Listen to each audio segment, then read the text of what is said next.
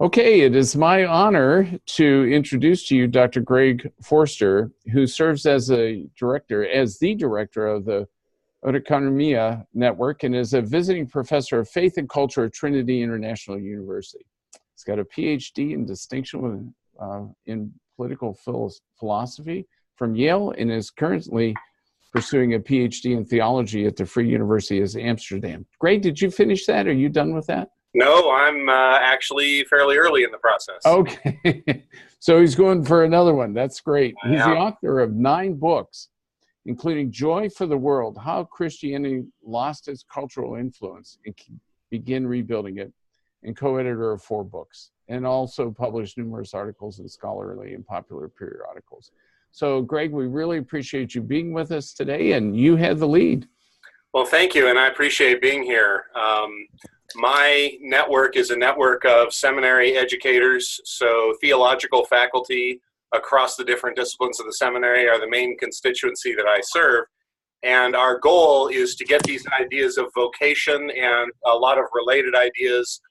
We talk a lot about whole life discipleship, for example. We also talk about how the doctrine of vocation leads the church into issues of economic concern, things like poverty and what's the church's response to globalization, all those sorts of issues. But at the heart of what we're doing is the idea of vocation or faith and work, that God cares about what people are doing all day outside the church walls, in their homes and in their workplaces and in their communities.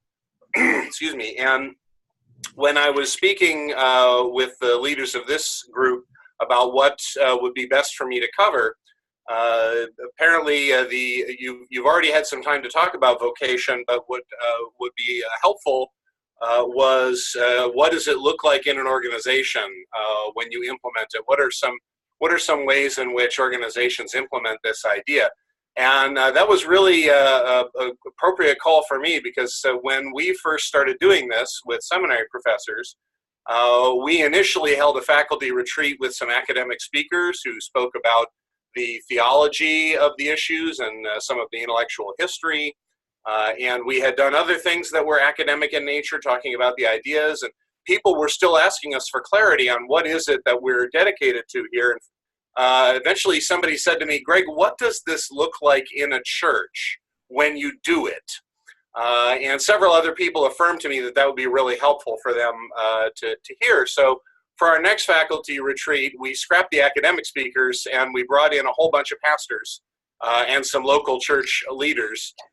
We had 8 different ones, and they talked about what they were doing in their churches. And we had a real moment where things clicked. And people said, "Oh, okay, now I know what you're looking for." And those really run the gamut from big and ambitious plans to fairly small local things. So I'll give you a few examples. One of the people we had in was Catherine Larry Alsdorf, who was at the time the head of the Faith and Work Center at Redeemer Presbyterian Church in New York. And Redeemer's pretty big. They had resources, and New York has a lot of opportunities. So they were doing things like organizing vocation-specific groups. You get people together who are in the same sector of service. Like you get medical people together in one group, and you get lawyers and other people involved in the law in another group, and you get people involved in commerce in another group, and you get them thinking together about what does it mean to follow Christ faithfully in our sector of service.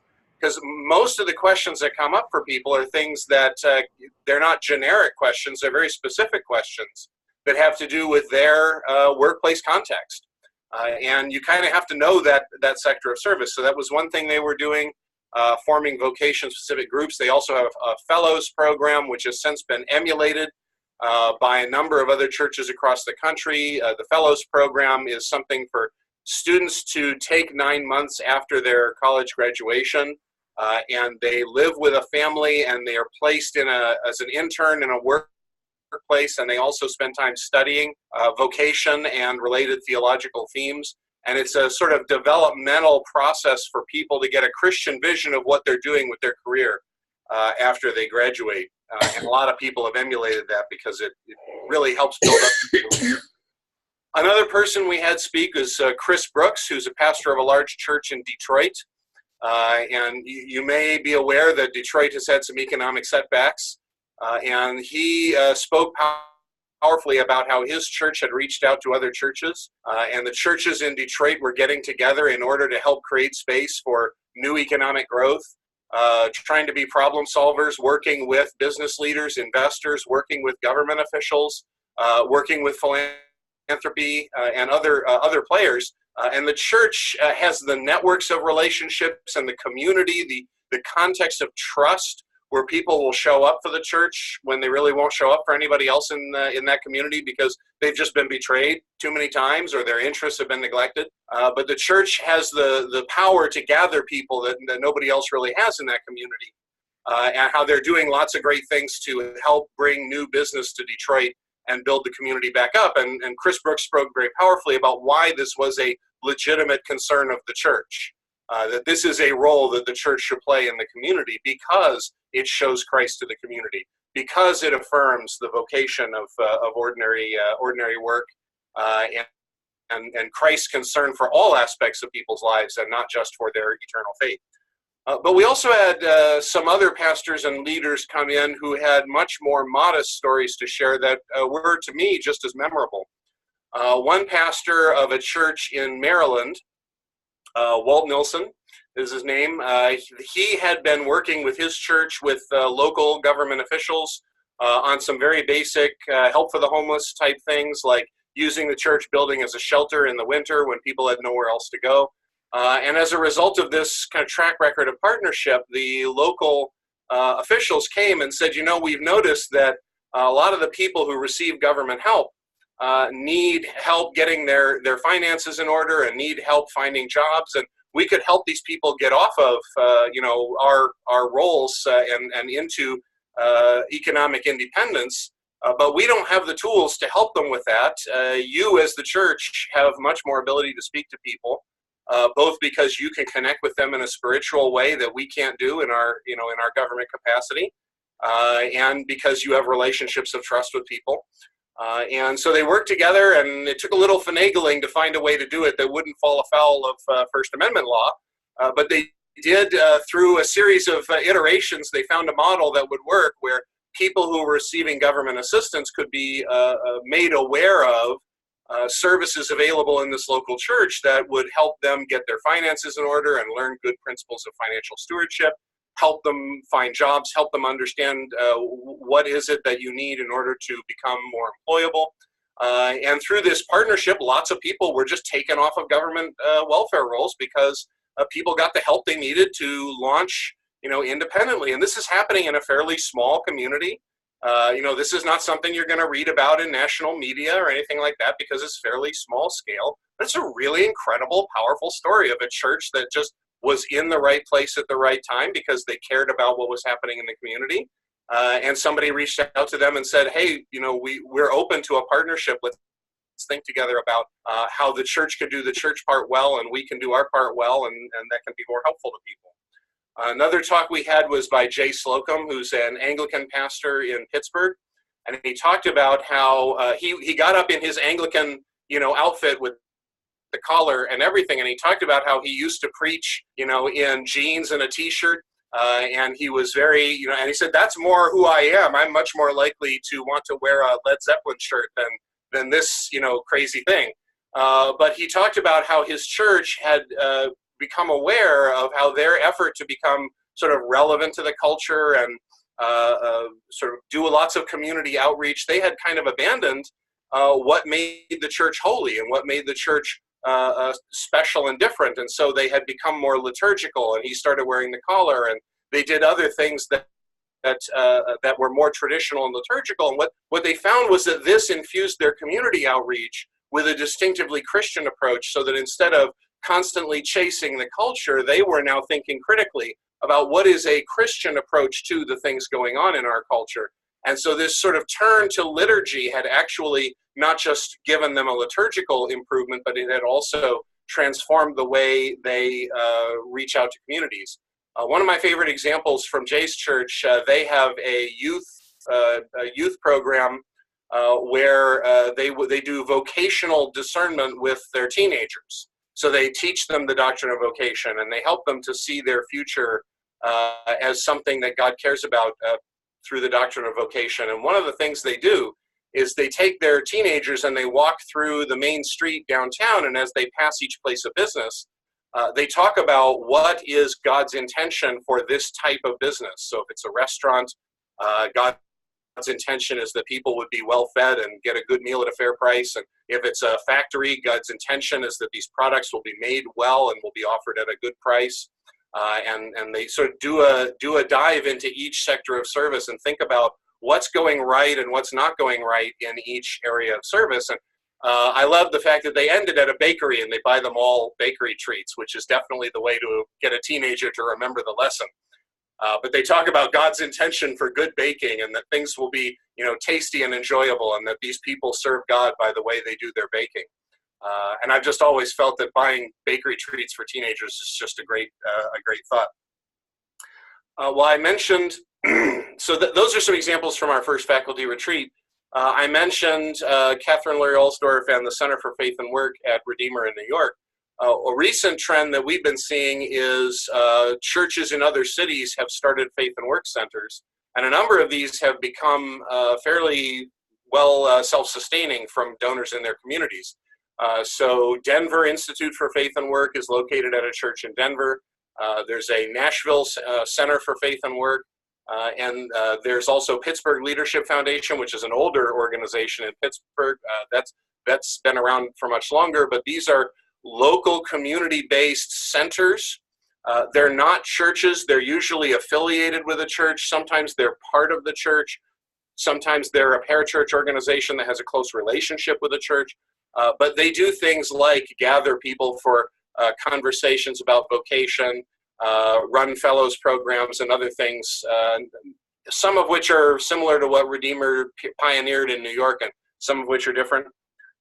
Park City Presbyterian Church is a church in Dallas that we held our annual event there this past January, and they shared with us about the things they're doing in their community. They have a fairly large faith and work ministry called PCPC at Work. And they have regular gatherings where they have speakers, luncheon speakers at their church. And they also have a community outreach program where they're doing things in the community that bless the world. There are organizations like the Chalmers Center, which helps local churches to do things like what Walt Nielsen did in Maryland, helps local churches to equip people in need to improve their financial stewardship and get connected to work and partner with local organizations. There are a number of Christian Shark Tank type operations. One of them actually adopted the name Lion's Den instead of Shark Tank to have a biblical equivalent, where Christian investors will hear pitches from Christians who want to start businesses, and they'll invest in the ones that seem the most promising. And it's a way of Christians bringing vocation to their communities. There's a lot of different things going on. Just recently, in fact, in the last 2 weeks, a pastor network called Made to Flourish has started circulating a proposed 4 standards for faith and work in local churches. Not with the intention that this is everything, but this is with the intention that these are 4 standard things that every church should seriously consider doing as a sort of first step to making this central to the life of the church. And the 4 things that they've recommended, one are to make sure workplace needs are in corporate prayer. So when you pray, whether that's liturgical prayer or whatever the prayer context of your church is, to make sure that workplace needs are included explicitly in corporate prayer. Also to have, as an example, monthly vocation-specific prayers. So once a month you pick a sector of service, like the medical field, or the law, or commerce, and you pray specifically about what's going on in that field. You pray for the people in the congregation who are in that field. You pray for God to bless the world through the work that's going on, and for whatever's wrong in those fields to be corrected. Some churches do commissioning prayer services. This is a common thing in evangelical churches, is they'll have commissioning services to send missionaries or church planters, where they'll bring them up to the front of the church and they'll pray over them for their mission to go to another country or to plant a local church somewhere else. And there's an implicit hierarchy because, of course, nobody prays over and commissions the laity. And so some churches have actually adopted a practice of once a month having everybody in a given sector, like medical or commercial, stand up, and then the whole congregation will pray over them for their mission in that sector. So prayer is one area they've identified. A second area is workplace visits for pastors and church leaders to go to workplaces and visit people there, preferably on site if that's possible. But if it's not possible, you can go to an off-site place that's near the workplace and talk to people from the workplace, and if possible, even participate in the work in some way. But it's a way for pastors to understand the workplace context, because pastors are trained to do home visits and to do hospital visits and to do prison visits, but they're not really prompted to go to the place where people actually spend most of their time. And many of the pastors that we've worked with have found that these workplace visitations are very helpful. A third practice that they've identified is vocational interviews. And ideally, these can be done during the service, but if not, they can be done as part of a small group structure or in some other way as part of the discipleship ministry of the local church. So one church I know of has a monthly segment they do during the church service called This Time Tomorrow, where they'll bring up someone from the congregation and they'll ask them, what will you be doing this time tomorrow, i.e. Monday? And they'll say a few words about their workplace context, and the pastor will just ask a couple of questions about what do you struggle with and what are your joys in your workplace, and how does your Christian vocation carry you into that workplace? And they found this to be just tremendously fruitful, even though it's done in 5 minutes. It's not a long thing, but it helps people to absorb on a regular basis the insight that God cares about their work. And then finally, another thing they've identified is an annual asset mapping, and they've supplied a sample asset mapping survey, which is once a year going through your church and asking what are the resources we have that can bless this community. And that often begins with physical resources like space, a building that could be used for certain things, or financial resources, which is diaconal funds or anything that's devoted to blessing the community. But it also includes taking stock of the networks of relationships that exist in the church. So this is the kind of thing Chris Brooks has discovered in Detroit, that the churches have the networks of relationships to help the city flourish, or the personal capital and the social capital of the people in the church. So what are their talents? What are their vocational skills and capacities that they can put to use? And if you find that the Lord has raised up the appropriate mix of vocational gifts in your church, that can help you think about what you're doing in the community. Excuse me. So those are some examples of how this is being done in a number of different organizations. The focus where I am is churches, because we're seminaries, and preparing church leaders is where we are. But I did try to work in at least some parachurch and non-church examples. And we can talk about businesses that are implementing Christian principles of business, how they're looking after their employees, how they're setting company policies in ways that are preferable from a Christian point of view, as opposed to sort of lowest common denominator business ethics, where you just do what you have to avoid being fined or have regulators come in and slap you on the wrist. And that's another way in which vocation gets played out. But church-centered is kind of where I'm at. So those are some examples. I'll pause there and see if you have questions or comments or discussion, and then I'll move on to the other stuff that we've prepared. Hey, Greg, Tom here real quick. And lots of these folks are at higher education institutions, and some of those same questions and tools can apply to a higher education institution living in community and its vocation within that community, wherever it is, like resource mapping, people mapping, relationship mapping. It can be the same way. I'm going to brag on one institution just a little bit. Megan, you might want to get ready for this. And because I think it's unique in the way that this institution has supported its community. And it actually helped rebuild an elementary school across the street from the college, from the university. And Megan, you want to talk about that a little bit? I think as a group, when we talk about living out vocation, they followed some of your model, Greg, that I think is really interesting. Megan, you're on mute.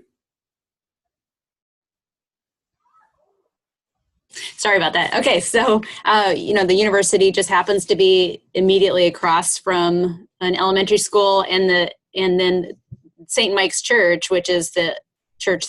Anyway, that's right on the corner. So we kind of surround this elementary school, which just happens to be great.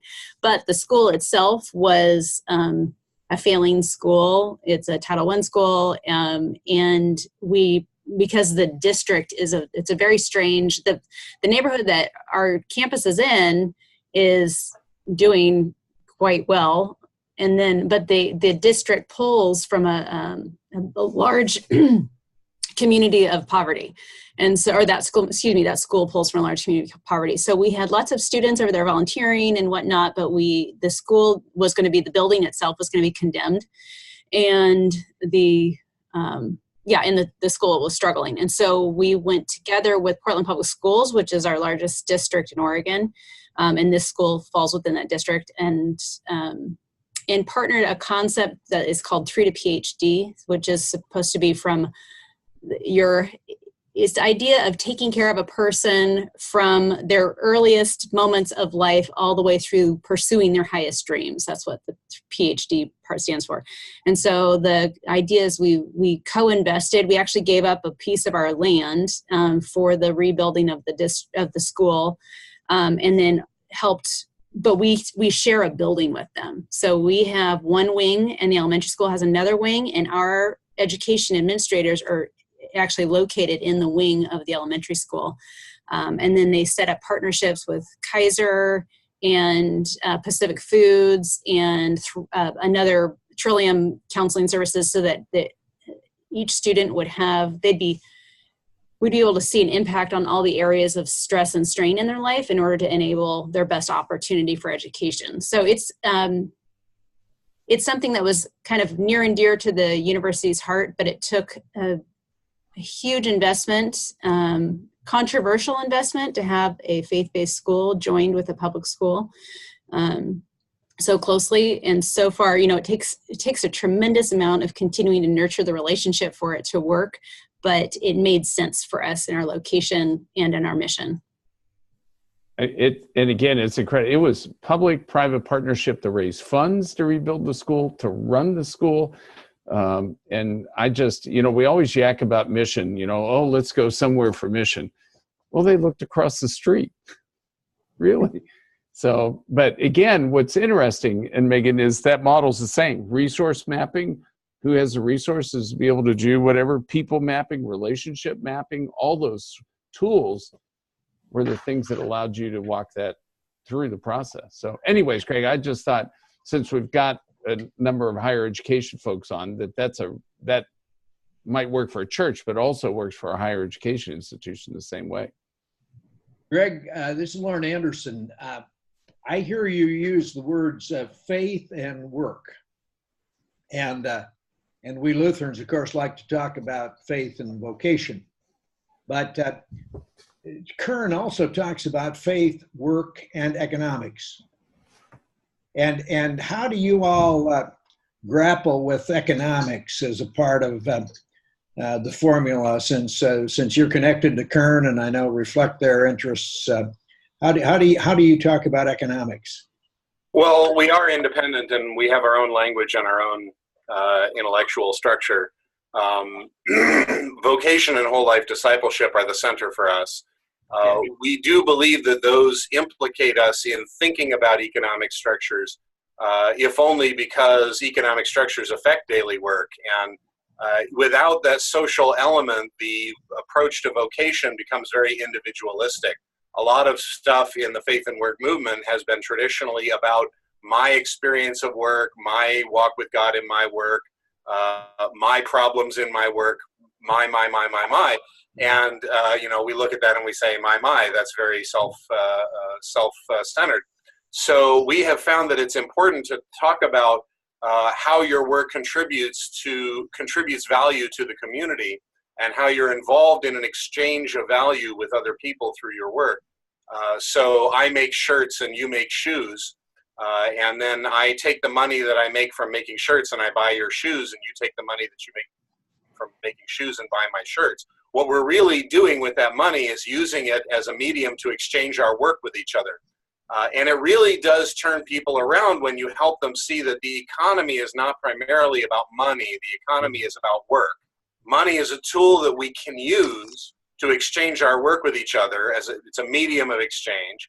But if we start to see money as something other than a tool that we use to exchange our work with each other, if we start to see it as an autonomous source of power, that's what Jesus is talking about when he talks about idolatry of money. We kind of pass over that passage, that Jesus says money can be an idol. If you stop and think about it, well, you don't actually take a dollar bill and put it up on a pedestal, right, and make sacrifices to it. So in what sense is money an idol? And I think the answer to that is that we tend to assume that money has autonomous power. That if you have money, you can make things happen with your money. But actually, money doesn't do anything. It's people who do things. And if you think about the money as doing things instead of people as doing things, you have a fundamentally different view, both of money and of work. So these issues of economic concerns and economic systems are actually really important to getting a well-rounded view of vocation. To answer your question more directly about how we handle it, we actually have a family of resources that we call the Economic Wisdom Project. We have a vision paper that's kind of at the center of it. If you go to our Economic Wisdom Project webpage, it says Start Here, and you click on that, and we have our little vision paper, which sort of introduces the basic concepts of how can we see economies theologically, and how can we draw wisdom from accumulated knowledge about economics, but without making theology captive to anybody's ideology or anybody's sort of preconceived worldly thought system about economics. And then we have a library of videos that are from theological educators on economic topics. So one of my favorites, New Testament prof here at Trinity Evangelical Divinity School, did one called Jesus the Economic Teacher. And it's really great stuff. And it talks about an economics of hard work to serve others and contentment instead of consuming for meeting your needs by consuming more and more. To be content and to be generous, not only generous in terms of giving money, but generous with your work and generous with your time, to live a life in which generosity is a central principle. And we have a bunch of other good, so Chris Brooks, who I mentioned before, we had him give a talk. We had him essentially give that talk again, and we recorded it, so that video is part of our Economic Wisdom Project video library. And then we have some other publications in there too. So these have been helpful in sharing with people, here's what we mean when we talk about why thinking about the economy is necessary to a fully developed theology of vocation. Good, thank you.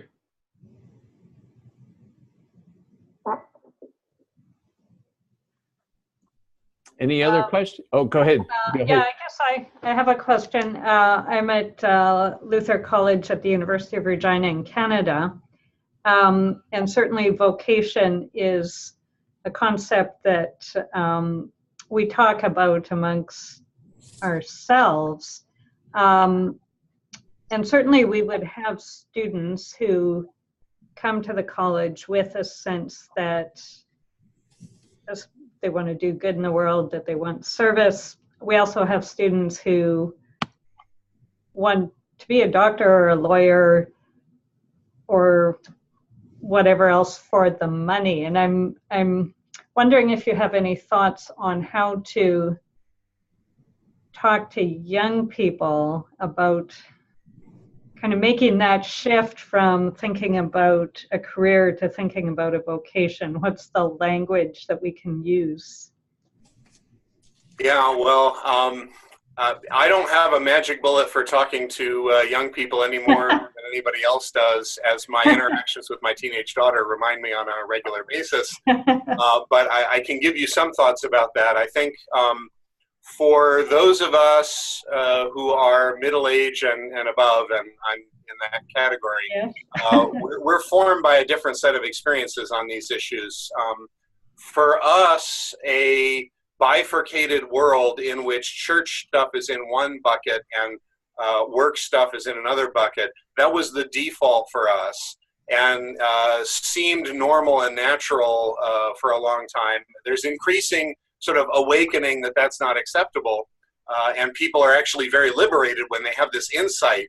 But they have this experience of two things that have been long separated that they suddenly realize can be joined together, and there's this aha, moment. But my experience, the experience of other people I've spoken to, is that younger people grow up already dissatisfied with this bifurcation, and they want something spiritually meaningful in their work, but they feel that they can't get it through ordinary work, and that's why there's, instead of the elevation of the pastor that some of us are used to from older periods, there's an elevation of special jobs, people who work in nonprofits, people who work on justice issues, have meaningful jobs. And then there are certain professions like medical care or teaching, which are viewed as kind of human care professions that are spiritually valuable, but standing in a factory making widgets is not viewed as spiritually satisfactory in that way.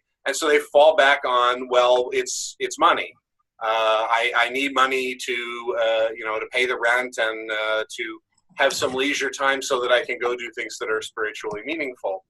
And I think that on the one hand, helping them to see the contribution that work can make in the community is a way of satisfying their already existing desire to do something of higher meaning with their non-church life, with the part of their life that is not within the four walls of the church building. At the same time, so I think doing that helps detach the value of the work from being just the paycheck. It's important not to denigrate the importance of people getting paid for their work. Scripture is actually really clear that you need to pay people for their work, and you need to pay them in an honest, transparent, and prompt way. And God's actually very concerned about people who withhold wages. So we don't want to dismiss the importance of wages. And Paul talks in Thessalonians about how it's a sign of Christian love that you don't want to live off of other people. You want to pay for your own expenses. But that having been said, if the paycheck is the primary reason that people are, primary purpose that people are seeing for their work, it really does leave them with this sense of emptiness, because of course, if you're just doing it for the paycheck, it doesn't matter what you're doing. You could be digging holes and filling them back up.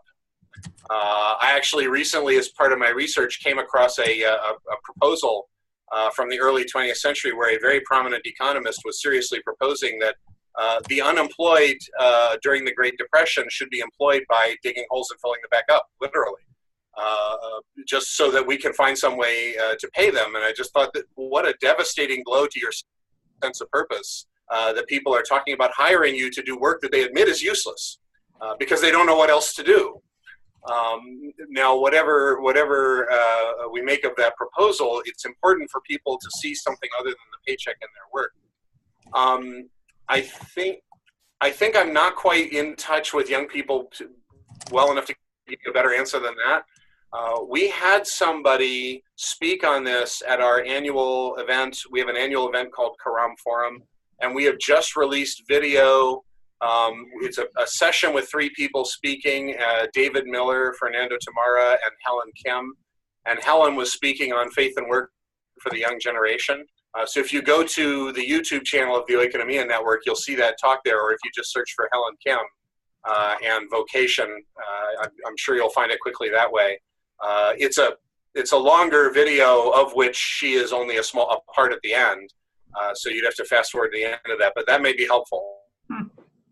Unfortunately, there just hasn't been a lot of material on this. It's a weak area in the movement. That's why we had Helen come in and speak to it. And the first thing she said when she got up is, boy, I barely did anything with this, and suddenly I'm inundated with speaking requests. Everybody wants me to come in and talk about faith and work for young people. There's a real gap if you haven't got anybody else to speak about this. So I wish I could help you better with that. No, thank you.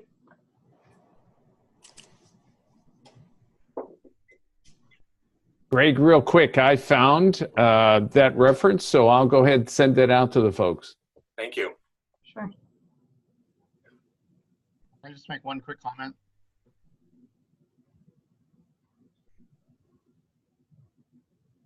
I just wanted to throw in there, a couple of young people that I work with have actually kind of taught me this. We have a lot of lower income students, and one reason they want to, or they've articulated they are interested in computer science, the field I teach at Concordia, Texas, is they want to be able to care for their families. So I think that's an important aspect of vocation too. Not necessarily, a wife and kids, but maybe their parents or maybe a brother and sister. And so they've kind of reminded me of that importance of work and simply sort of caring for the people that God has already sort of put in their lives. Right. This is why when paycheck issues come up, I'm careful to say we shouldn't denigrate the importance of the paycheck, because it really is an important part of God's plan for work, that people are paid for their work and they can use it to support themselves and all those in their household who are depending on them. Again, one of the most famous lines in the Bible exhorting people to work is it's in both of the letters to the Thessalonians. And the reason that Paul gives in those passages is out of Christian love, we want to support ourselves and our households. All the beautiful stuff about vocation and how your work can serve God's world and show the love of God to the world through your work, that's all in the Bible. But in Thessalonians, Paul says, as out of Christian love, we want to support ourselves and our loved ones. So that's always an important theme.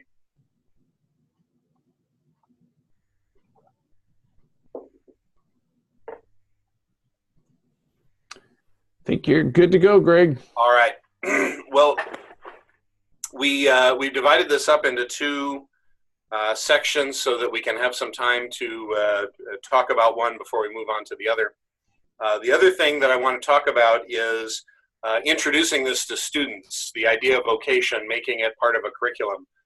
This is the central challenge that we have in the Oikonomia Network.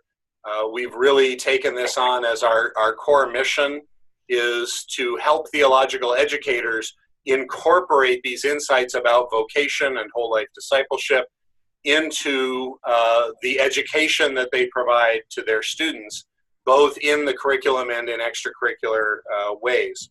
And I typically break this up into three categories. There's low-hanging fruit, the things that are easy to try, and that almost anybody can find a way to start trying almost immediately. And then at the middle level, things that I call catalytic steps. These are a little harder to do. They're not immediate things you can just pick up and do, but they have much more long-term impact. And then there are long-term challenges that we see coming down the road. We view this as a generational mission where we view this as something that we're here to do over the next 20 years, not the next 2 years. And we foresee that if we are successful over that period of time, there are challenges on the horizon that we want to look at. So let me begin with some low-hanging fruit. One of the easiest things for people to do is insert a module on vocation in a class, and the modules can be based on a short reading or viewing assignment. One of the reasons we have produced this library of short 15-minute videos is that they're really easy to add as an assignment. And we have a number of faculty who are just plugging those in, and it doesn't require rewriting your whole syllabus to ask your students to watch a 15-minute video. Also, there are a number of papers from something called the Theology of Work Project, which has been working for some time now. They've produced a commentary, a faith and work commentary on the entire Bible. So you can enter any part of the Bible into their online database, and you can find what they've written on faith and work in that, excuse me, in that book of the Bible, and it's divided up very well by passages and also by themes. So if you want to look up what does the Bible have to say about reconciliation in the workplace, they've got that as a tab, and they have a bunch of other themes of that nature, but it's also key to the text. So those are short readings that can be assigned. And we've been publishing every month in our monthly newsletter suggested assignments or modules that can easily be added to a class, like an essay question on an exam. We've been kind of churning those out for some time now, and we've got a curricular integration section on our website with all kinds of ideas for modules or questions that can be added, and they're broken up by discipline. One thing that is often done early in the process when people are working on this is to actually have an elective course on vocation or on faith and work or on a similar theme. And a lot of people will kind of poo-poo that because they say elective courses don't have a long-term impact. They don't impact the whole curriculum. They reach only a few students, 6 to 10 students maybe, and they're not systemic. That's all true. On the other hand, an elective course is a really great way for a faculty member to learn their way into these issues. As academics, we learn best by teaching. It's just the way we're wired. And if I know that I have to teach it, I'm going to learn it. So a couple of stories about elective courses. I had a team of 2 systematic theology professors at one school that's a part of our network spent a semester interviewing people from different areas of work. And they interviewed people who were high in their workplace and people who were low in their workplace, and they interviewed people from different sectors, again, medicine, commerce, etc. And after a semester of interviewing people, they designed a course called Theology of Work, where they have some basic readings on vocation, but they also invite these people who they interviewed to come into the class and talk about their challenges and talk about how God works through their work.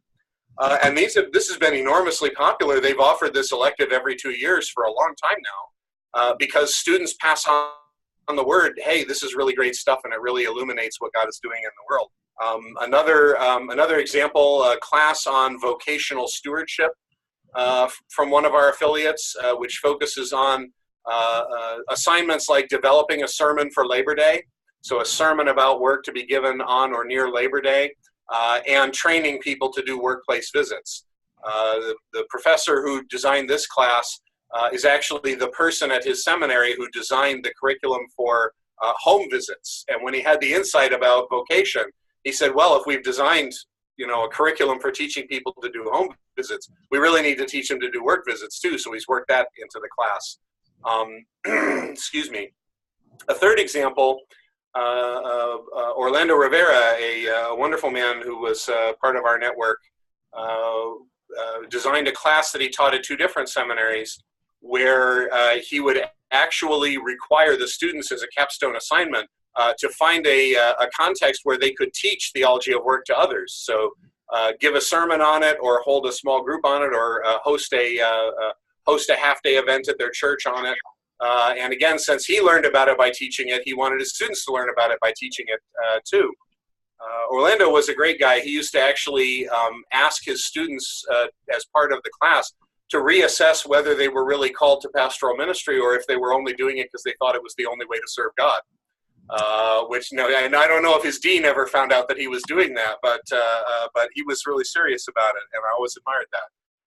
Another low-hanging fruit that people often try is spiritual formation tracks. So evangelical seminaries in particular all have some sort of mandatory spiritual formation track or set of courses or a process that students are required to go through that's focused on spiritual formation. And very often the content of these tracks is something that can be changed without a lot of work. It's not like changing the content of Systematic Theology 1, where if you made big changes to the content of Systematic Theology 1, that's going to be a very big lift. But it's much easier to change the content of the Systematic Theology track. The spiritual formation track. And this insight about vocation is really central to spiritual formation. Dallas Willard, who's one of the leaders of the spiritual formation movement, actually has a whole section in his famous book called The Divine Conspiracy. He has a whole section called The Glory of My Job, in which he talks about daily work as a spiritual discipline, comparable to prayer or Bible study or silent time with God as spiritual disciplines. He said, your daily work is a spiritual discipline that forms you for God in the same way. So spiritual formation tracks have been a really easy way for faculty to start introducing this with students. And then a final version of low-hanging fruit, which I've already mentioned in the context of an elective class, is to bring in people from the community, Christians who are serving God in different vocations, and have them talk to students either in a class or in a lunch lecture. So one of my favorite examples of this, I had a seminary professor create a series of lunch lectures. He had a moderate amount of funds that he could use for this, so he used it to buy lunch for the students. And buying lunch for seminary students is a great way to get them to show up. I guess buying food for people is a continuing theme in my presentation this afternoon. But he had a small budget and he used it to buy lunch for seminary students, and he would bring in Christians in business in the community. And he privately, he referred to it as the What I Wish My Pastor Knew series. Because he would go to these people in business and say, "You've been telling me for years about things that you wish your pastor knew about what you do. Well, here's your chance to tell future pastors what you wish they knew." And he just had scores of people who loved the idea of coming in and speaking to future church leaders about what it's like to run a factory and what it's like as a Christian to have to do things like fire people. And, you know, it's not fun and we don't enjoy it, and we try to do it in the most Christian way possible. We try to be compassionate and to talk about the struggles they have and the way that God is serving the world through their work. Just lots of great stories from the workplace that come out of events like this that are really helpful in getting students to absorb the insight. So those are some low-hanging fruit. Some more catalytic steps that are kind of medium term. One of the more important is faculty reading groups. We have found those to be really helpful. Get a group of faculty together and read through a book, just one book over the course of a semester. Meet several times and talk your way through the book. And faculty, I mean, and I'm one of them, we're wired to read books and talk about them. We love to do that. It's a great way to help us gain insight. And the Lord builds up insight by having people talk to each other and learn from each other. And it's also a fairly unique opportunity for interdisciplinary learning. So you get a New Testament professor and an Old Testament professor and a systematics and a history and an ethics and a pastoral leadership professor, and you have them read a book about vocation. They're all going to have something interesting to say about it. And it's a really great way. I mean, people love when there are opportunities to get out of their rut and kind of discover knowledge from other parts of the university. So those have been very catalytic for us. Another catalytic step is producing resources collaboratively or holding symposia or colloquia. Excuse me, the process of putting together this library of videos where we reach out to faculty and we say, can you give us a 15-minute talk on what Genesis 1-3 has to say about economic life? And we got Mike Thigpen, who's the head of the Evangelical Theological Society and is also an Old Testament professor. We asked him to do that, and he gave us 15 minutes of just really great insight on how the account of God's creation can inform the way we think about our economic lives by thinking about everything as part of God's world and by avoiding idolatry of the work of our hands and all these other insights. And we do that one at a time, and we've built up a really great library of videos. Now, that's a little hard, that's something we have a budget to do, and it's harder to do. But one thing that can be done a little more easily is to have a colloquia or symposia or arrange a panel at a conference. So from time to time, I'll gather together people and propose a panel to the Evangelical Theological Society. We'll bring you a panel of 3 or 4 people who will all give papers on this topic. So we did one, for example, in 2017 for the 500th anniversary of Martin Luther's 95 Theses. We did a panel on economic thought in the early reformers. And we had a couple of papers on economic thought in Luther and in Martin Bucer. And they were great papers. It was just it was a wonderful session and didn't cost us anything. It was just some of my time, sending emails to people, looking for people who would be interested in giving those papers. So those can have reverberative effects as people do research and discover insights that then can be catalytic later. Excuse me. So small events, half-day events for students, where you bring faculty together to talk about a topic, and then, excuse me, integration in core courses is an ongoing concern for us. And this is something we have a platform for doing more easily because we're a network of schools. So we intentionally provoke conversations among people in the same discipline about where are the appropriate touch points for starting to put this into Theology 1, starting to put this into a course on Pauline literature. And very often what we discover is that the insights are already there in a latent or implicit way. So for example, a Theology 1 course will almost always talk about the image of God.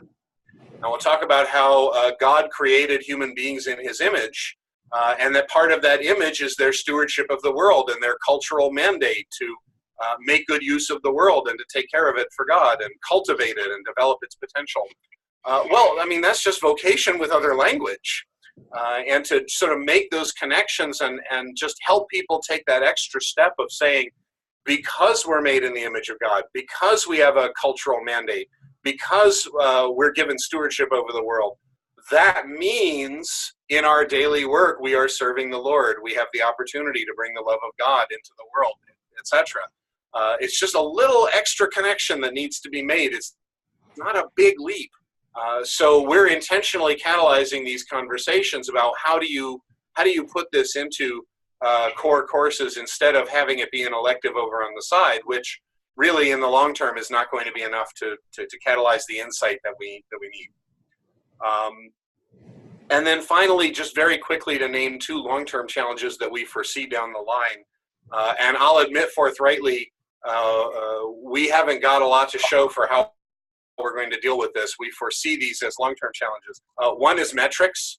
So we had Dan Aylshire, who is the outgoing head of the Association of Theological Schools in North America, speak to our faculty retreat.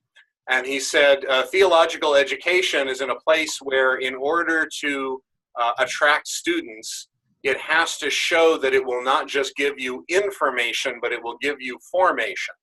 The theological schools are no longer going to be able to attract students by saying, come here and you will learn information. We're going to have to say, come here and you will receive a formation that will make you into a certain kind of leader, rather than just a person who possesses certain data. And he said, but we don't really know what does it mean to measure outcomes for that kind of education. We know how to measure outcomes for information acquiring. We can test whether you've acquired information. We don't really have metrics for formation. Now I quote Dan Aylshire saying that because if I said it, it would be outrageous. But Dan, at the tail end of a long career leading the Association of Theological Schools, has some heft to say that. And then the other long-term challenge is getting this to be taken seriously in disciplinary guilds. And that's one reason that we do seminars and panels at conferences, is that in the long term, we think this needs to be valued by the disciplinary guilds, by the New Testament Guild and the Old Testament Guild and the Systematic Theology Guild, because other than your own institution, you as an academic, you listen to what's going on at your own institution. The other major place where you are listening is to peers in your own discipline in other schools, nationwide and worldwide. So setting priorities for this in the disciplinary guilds is going to be something we hope will emerge. But those are long-term challenges. Anyway, those are the first thoughts that I have come up with on how to introduce this to students in a way that will hopefully be catalytic for them. We have time for probably one or two questions. We're just about out of time. Anybody want to pitch something on the table? Sarah? Question. We are redoing our CSP, our seminar course for incoming freshmen, and I'm interested in, you talked about the vocation videos and those modules. Do you know where we can, did you mention where we can access those? Yes. If you go to economicwisdom.org, and then you'll see on that page, you'll see a place for our video library. That's the quickest way to find it. We do have a YouTube channel where they're all on a playlist for the Oikonomia Network. But the quickest way is to go to economicwisdom.org. Okay, great. Thank you. Thank you. Greg, if it's okay, I found the YouTube channel earlier too, so I'll send that link. Oh, that's definitely okay. I don't mind that at all.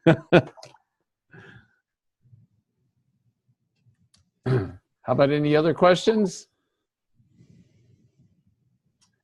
Okay, well, Greg, we certainly appreciate your time, and it was a fascinating topic. For those of us in higher education, I mean, these are lots of the key things we need to be thinking about: vocation, calling, economics, as our students move through our institutions. Not only the students, and again, I'm a little biased about Concordia Portland, about how an institution also lives out vocation, because it's the same questions. It's the same thing. So we greatly appreciate your time. Take care and blessings. Thank you. I was glad to do it. Thanks. Okay. See ya. You.